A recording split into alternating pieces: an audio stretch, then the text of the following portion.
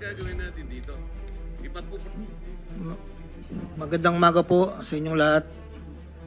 Tinatanggap ko po na ako po ay hindi nakasagot sa maraming tanong mga nakakaraang huling araw upang maproteksyonan ang institusyon na aking minahal sa loob ng 30 taon. Subalit, nitong mga nakang araw, ako po ay nakapag-isip-isip na tumulong na lamang po sa investigasyon na to para po sa bayan. Narito po ako sa harapan nyo ngayon upang tumulong ng buong puso, abot ng aking makakaya, upang makapagbigay linaw sa katanungan sa investigasyon ito. Naintindihan ko po na hindi lang mainit ang isyong aking kinakaharap sa kasalukuyan. Mararamin po ang galit sa aming mga kasama sa DPWH dahil sa mga nabanggit na mga sinasabing katiwala sa aming ahensya. Hindi ko na po titingnan to. Ito po galing sa puso ko. Nangangamba po kasi ako sa seguridad ng pamilya ko. Ito pong aking salaysay ay marami pong mga tao na mababanggit at ako po ay humingi ng tawad sa mga tao na to, pero kailangan ko pong sabihin yung katotohanan. Hinihiling ko lang po sa ating buting chairman, sa ating Secretary Justice po, na maproteksyonan po yung pamilya ko.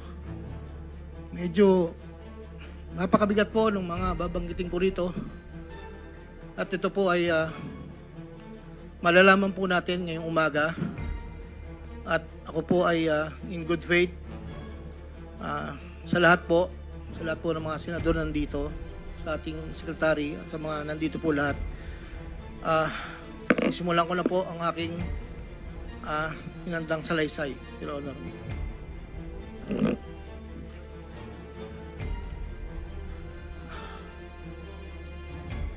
Sa akin pong boss na nabanggit po nung nakarang hearing ng aming kasama,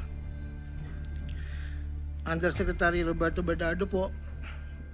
Una ko pong nakilala si Yusek Bernardo taong 1997. Kami po ay magkasama sa Los Baños po. Hanggang dumating po ang panahon na ako po ay na-appoint na District Engineer sa Bulacan. Sa taong 2022, nagsimula pong magbaba ng pondo sa akin si Yusek Bernardo. Nandito po ang detalye kung ilan po at magkano. Ito po, ang unang taon po, 2022 ay 350 million po. Ang kasunduan po ay 25% po para sa proponent.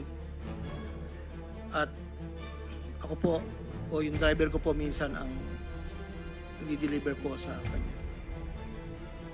Noong 2023 po, meron na rin po mga bumaba. Dito po, naka-specify po lahat kung ang titulo, ang title po ng project, amount, at kabuang ibinaba po ang aking boss. Ang iba pong sistema, sa simula po ay nagpapabigay po ng pauna lang pong 10% pag po lumabas na po sa pag-NEP po. Tapos po ang kabuuan po ay paglabas po ng GAA. Pag po sa GAA may lumabas na wala po sa NEP, ibig sabihin po nun maaari pong, hindi ko lang po alam procedure, maaari pong sa BICAM po yun pumasok. Andito po lahat po ang detalye sa aking sinumpang salaysay. At meron pa pong mga UA po, ang program allocations po yata yun, na naibabaran po sa akin noong 2024. At hindi naman po lahat yun ay sari-sari pong project po yata yun.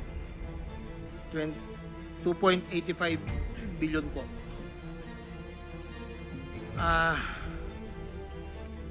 Yung pong sa 2024 na UA, bukod po yung meron pong BICAM and NEP, dito po lahat po ang detalye. Ito lang po kasi yung record na nakuha ko po sa sariling file ko po. At yun po ay meron pong portion doon na merong 30%, meron pong 25%. Depende po sa proyekto. Ang huli po ay itong 2025. Mayroong halagang 2.55 billion po. 1.65 sa NEP at 900 million sa GAA. At ganoon din po ang sinabi niya sa akin sa proponent po. Doon po sa sinasabi na meron daw pong ang ating Senator Jinggoy Estrada na di umano'y meron pong sa listahan na pinakita po noong nakarang hearing. Yun po, ako po ang nagpasa ng listing po kay Yusek Bernardo. At ang sabi niya po ay meron ka pa bang kailangan na worth 355, yun na lang daw po yung natitira. So ako po ay nagpasa ng listahan sa kanya. Pagkakabanggit lang po sa akin ay meron pang extra si SJE. So nung lumabas po yun, sa kanya ko rin po binigay, pero wala po akong direct na komunikasyon kay Senator Estrada at wala rin po akong, hindi po ako ang nagdadala, wala po kaming, hindi ko po nakakaharap Senator Jinggoy po. Si Yusek Bernardo lang po ang kausap ko. Doon naman po sa nasabi nung nakarang hearing po about the 600 million kay Senator Joel po. Ang totoo po noon, yun po ay multipurpose building. Ang request niya po talaga. Dahil hindi naman po na ma-accommodate nung nire-report ko po sa kay Yusek na hindi po ma-accommodate yung request. Nagkaroon po ng idea, kaming dalawa po ni Yusek Bernardo, na tapatan na lang kung sa kwentahan lang po na ang proponent ganito, parang daw po mapagbigyan. So, pasa po ako ng listahan without the knowledge of Senator Joel. So lumabas po yung pondo, I think UA po. So hindi po alam ni Sen na yun po ang pinalit namin sa multipurpose building. Wala pong alam si Senator Joel.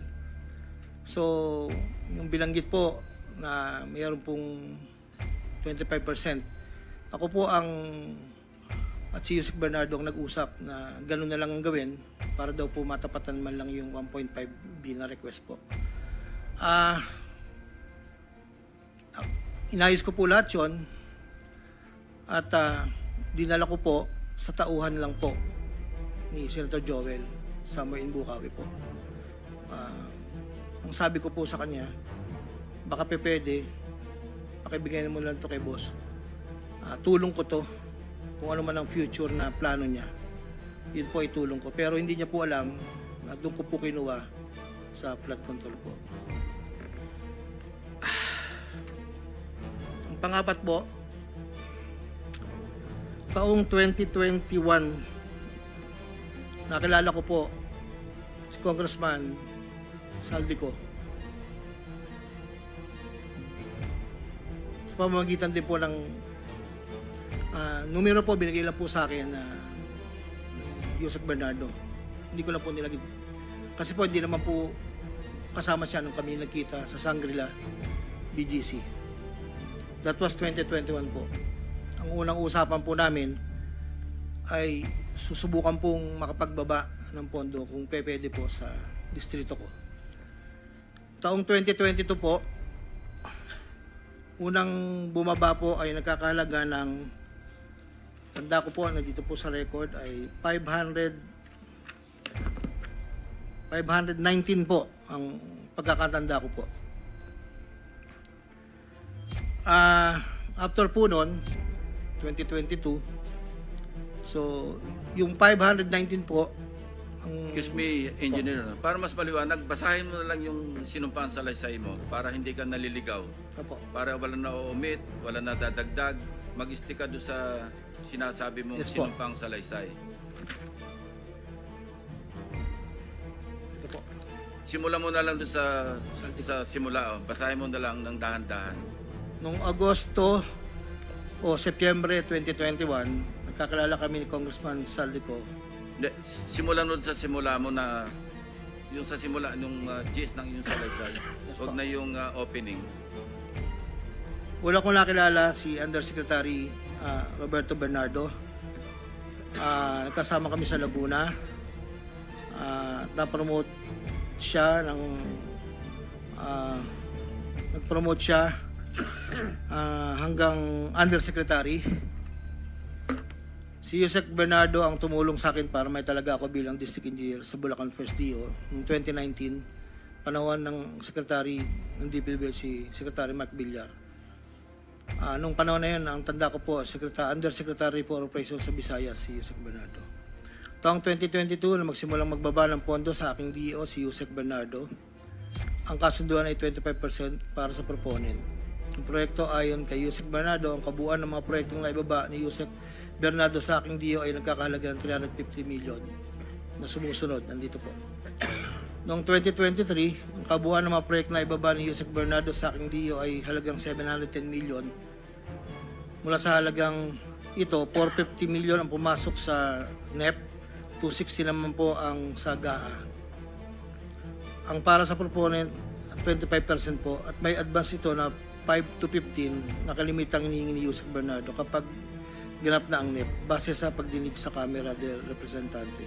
Samantala ang pondong na BICAM ay may advance payment na 5 to 10 na kalimitang hinihingi matapos ang deliberasyon ng BICAM at ang balansa ay babayaran pagbuo paglabas ng GAA. Ang detalye ng mga proyekto ay nandito po.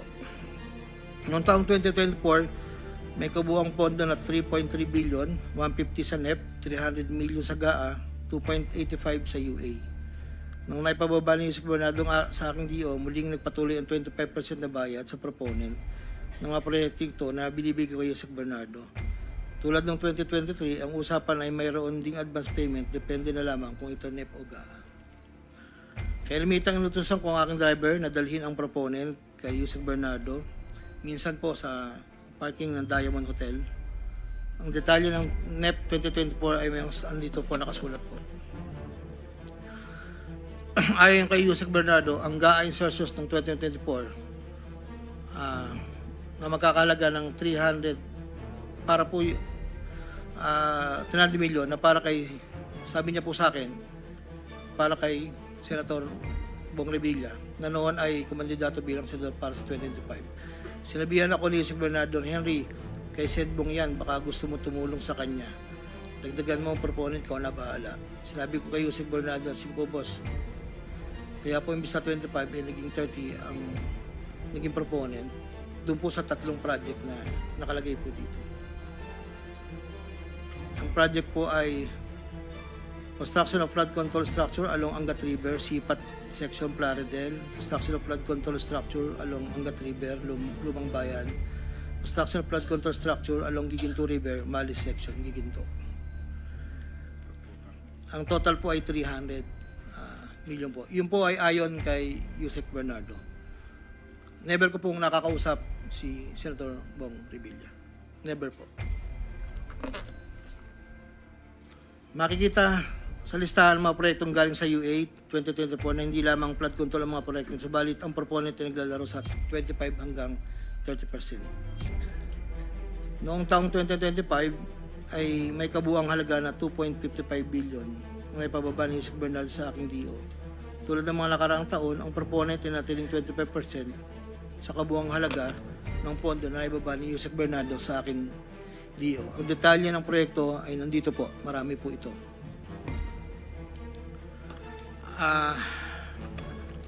Taong 2022, yun nga po, nabanggit ko kanina, humiling si Senator Joel Villanueva ng proyektong multipurpose building kakalaga ng 1.5B. Sa halagang 1.5B ay 600 million lamang ang napagbigyan na pondo para sa multipurpose B. Hindi ito napagbigyan, kaya napilitan kaming gumawa ng paraan ni Yusek Bernardo. Hindi humingi ng partikular na proyekto o porsyento si Senator Joel, pero inutos ni Yusek Bernardo bigyan na lamang ng proyekto na may katumbas na 150 million na proponent. Dahil dito, nabigyan si Senator Joel ng proyektong Unprogrammed Operations ng 2023 nagkakalaga ng 600 million na pawang mga flood control ng mga proyekto at kung saan susumahin na 25% ng proponent ay may halaga na 150 million. Hindi alam ni Senator Joel na flood control ang mga proyektong nailan sa kanya dahil ang aking pagkakaalam ay ayaw po ni Senator Joel ang project na flood control. Ang halagang 150 million dila ko sa rest house sa Barangay Igulat, Bukay, Bulacan na iniiwan ko po sa tao niya na ang nagangalan lang pong Peng. Sinabi ko kay Peng na pakibigay na lang kay boss, tulong lamang yan para sa future na plano niya. Hindi po nila alam na doon galing yon sa flood control. Matapos po na hindi na po kami nagkausap. Sa kay Senator Jinggoy naman po, sa pagkakatanda ko, nasa 2024 budget hearing kami sa Senado. Kasama ko si Yusek Bernardo sa pagitan ng alas 9 hanggang alas 10 ng gabi. Habang kami naghihintay, tinanong ako ni Yusek Bernardo kung meron pa akong gustong lagyan at meron pang available na 355 si SJE. Ayon po kay Yusek Bernardo. Sabi ko po, boss, meron naman. Sagot ni Yusek Bernardo sa akin na ipasok ko agad sa kanyang listahan ng oras na yun. Agad-agad po akong nagpagawa ng listahan sa staff ko at sa loob ng 10 to 15 minutes, pinasa ko na po ang listahan kay Yusek Bernardo. Ito po ang listahan ng mga proyekto na banggit. Ito po ay puro pumping station po with floodgates. Ito po ay phase 3 dahil may nauna na pong phase 1, phase 2. Ito po ay 7 project. Meron pong 360 million, isang 45, isang 50, dalawang 40 million na may kabuang 355. Ang proponent po nito ay 25% at binigay ko yung Yusek Bernardo kasama ang may iba pang proponent ng mga pondong binaba niya sa akin para sa taong 2025. Wala po akong direktang transaksyon o direktang pakipag-ugnayan kay Senator Jinggoy. Pang-apat, Congressman Elsaldi ko. Noong September 2021, nagkakilala kami ni Congressman Saldico sa isang pagtitipon meeting sa Shangri-La, Bonifacio. Doon ay napag-usapan namin ang plano ni Kong Saldi na sumubok na magbaba ng pondo papunta sa aking distrito para sa iba't ibang proyekto.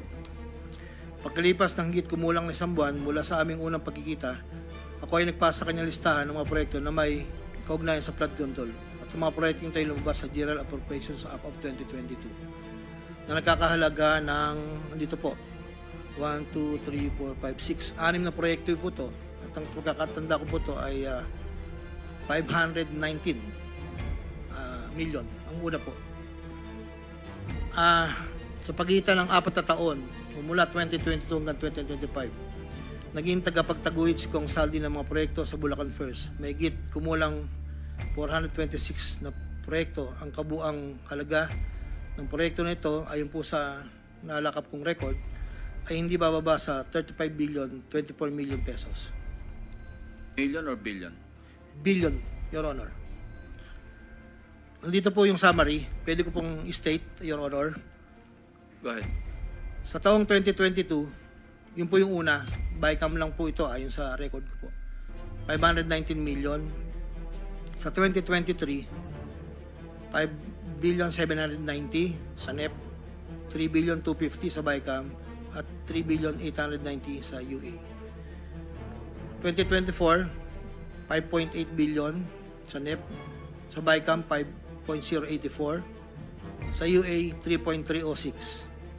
Sa 2024, nagkakalaga po ng total na 14 billion 190, sa 2023 12 billion, sa 2022 519. Noong pong 2025 ay 7 billion 385 na lang po sa NEP. Wala na pong kasunod.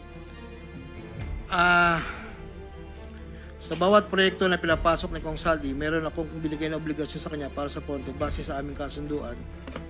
Noong 2022, ang kaniyang hinihingi na budget na sa bawat proyekto ay 20% lamang po. In 2022. Kung makikita niyo po, Your Honor, isasabay ko na rin po ito, na yung larawan po nandun po sa kasama po ako na nakatayo yung opisina, yun po yung 20% po na 2022 ang inaayos po namin doon sa litrato po. Subalit nung taong 2023 hanggang 2025, ito tumaas ng porsyento ng 25% po.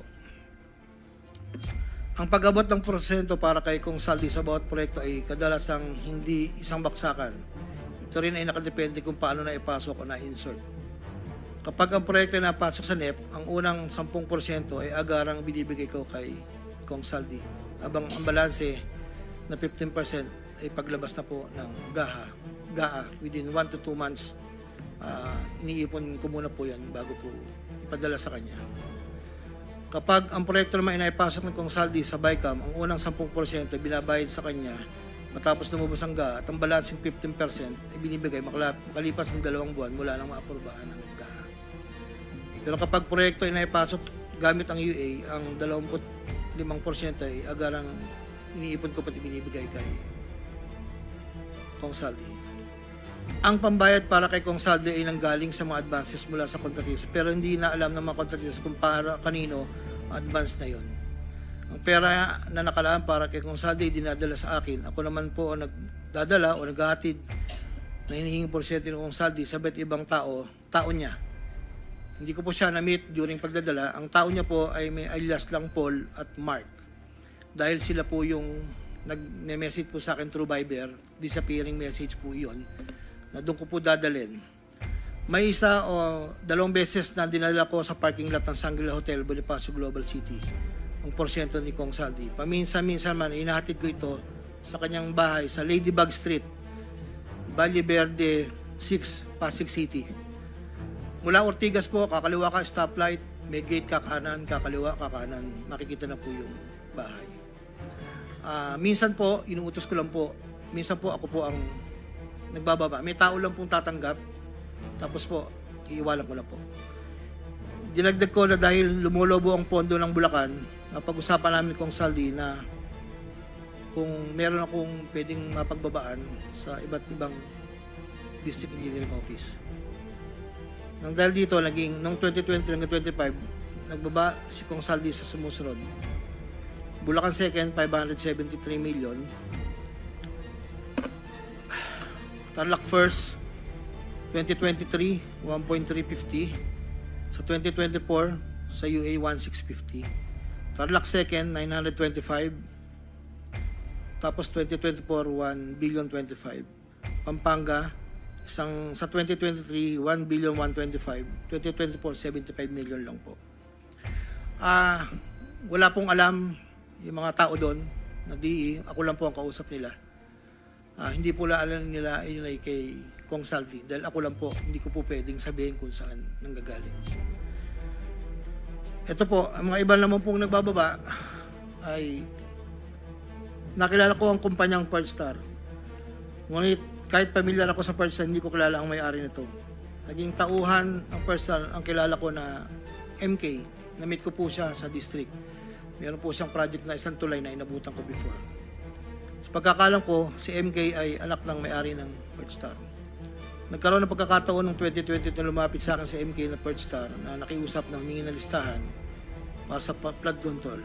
Ayon kay plano raw nilang lakarin ng pondo para sa mga flood control projects. Ako'y nagbigay sa kanyang listahan at nalumabas naman po ito sa GAA at UA. Kinaklaro ko na wala akong alam o personal knowledge kung paano nakuha ng Partstar ang pondo at kung sino ang kausap nila para masiguro ang pagkuha ng pondo. Hindi po ako knowledgeable doon. Basta nagbibigay lang po ako ng listahan. Ang proyektong igilawad na Partstar ay pinunduhan mula sa National Expenditure Program at papondong itinakda ng Bicameral Conference ayon po sa record. Ito pa po, meron pong 2022, si Commissioner Mario Lipana po ay nanghingi rin po sa akin ng listahan. Taong 2023, nakapagbaba po siya sa UA ng 500 million. 2024, 400 million. 2025, 500 million. Wala akong personal knowledge kung paano nila nakuha ang pondo at kung sino kausap nila. Ang listahan ng mga proyektong naipasok ni Com Lipana ay nakalakip sa sinumpang salaysay sa annex po. Nandito po lahat yung detalye. Nabanggit po nung nakaraang hearing, former Congressman Mitch Kaayon, Noong taong 2021, nakilala ko si isang pagtitipon, hindi ko na po matandaan. Alam ko po birthday. Na noon ay Yusek pa po ang pagkakatanda ko. Dito ay nakapag-usap kami at tinanong niya kung pwede siya magpababa ng pondo sa aking DO. At sinagot ko naman na opo, pwede po. Noong taong 2022, nakapagbaba ng halagang 411 million sa GAA si Yusek Mitz na may usapan kami na may gastos na 10% lang po. Hindi niya po pinakailaman yon. Sabi niya, bahala ka na kung sino man ang mananalod contractor niyan. Noong ikapat na pagdinig ng Senate Blue Ribbon Committee hearing, may dalawang larawan na pinakita ang chairman ng Senate Blue Ribbon Committee, Senator Pampilo Lacson, kay Engineer Bryce Hernandez. Isang larawan sa isang lamesa na puno ng pera at doon ay makikita ang aking presensya na kung saan ay ako'y nakasuot ng blue na shirt at ito ay sa conference room ng lumang opisina namin. Para po sa kalaman, lahat po ng pera na yon ay para sa BICAM ni Kong Saldi, 519 million na may 20% proponent noong 2022. Ito po ay galing sa iba't ibang mga kontraktor na nakuha ng mga proyektong naipababa ni Congressman Saldi. Ang pangalawang larawan naman po ng pera na nakasalansan sa isang bilyaran ay para sa proponent ng 2023 na 5.79 billion na dadalhin namin kay Kong Saldi na sa aking pagkaalala ay nagkakalaga ng 579 bilang 10% advance payment. Aking nireserba ang aking pagpasa sa karagdagang sinumpang salaysay kung sakaling ito ay mabibigyan muli ng pagkakataon. Ginagawa ko ang sinumpang salaysay na ito upang pakita ang aking kusang loob na pakipagtulangan sa sinasagawang bisyon sa Senado, sa House of Representatives at iba pang ahensya ng pamahalaan, kaugnay ng mga anomalyang proyektong DPWH. Ito upang matuluyang palagutin lahat ng mga taong sangkot. Yun lang po, Your Honor.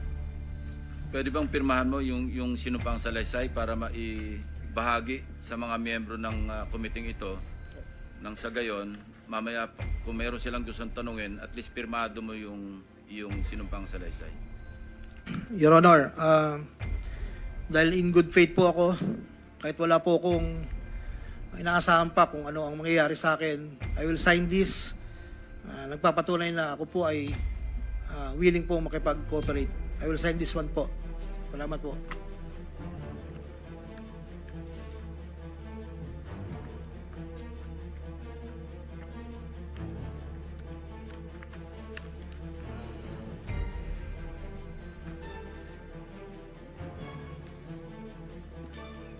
While he is signing, Secretary Remulla, I understand you have a manifestation to make before the committee.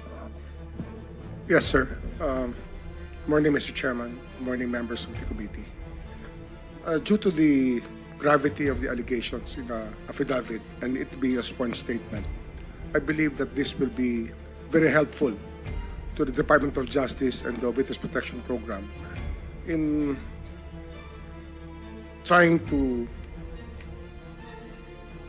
file a case as soon as possible, as this is the demand of the people. This is what the people of the Philippines want.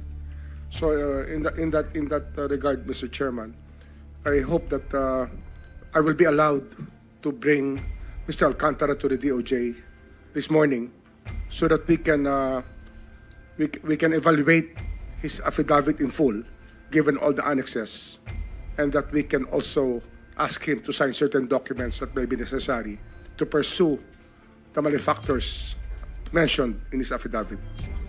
That is our request, Mr. Chairman. On condition that you have to bring him back after lunch, so the members of the committee may also propound questions. Yes, sir. We will bring him up. We bring him back by 1:30 to 2 o'clock, sir. In the meantime, they can read the affidavit, the signed affidavit, so they can prepare their questions later. Yes, sir. Any objection? Hearing none, so the manifestation or the request of the Secretary of Justice is hereby approved or granted.